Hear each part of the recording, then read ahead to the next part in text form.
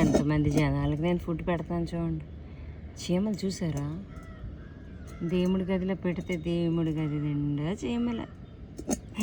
ఎక్కడ చూసినా ఈ చీమలు బాగుంది నాకు వదల.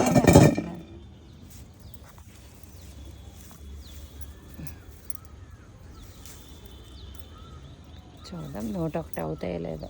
నిన్న కొంచెం ఉంచాను. నమో వెంకటేశ శ్రీ శ్రీనివాస గోవింద శ్రీ వెంకటేశ గోవింద భక్తవత్సల గోవింద భాగవత ప్రియ గోవింద గోవింద హరి గోవింద గోకుల నందన గోవింద. మా అత్త చెప్పేది, మా పెద్ద మేనత్త పెద్దమ్మలక్క అంటాము.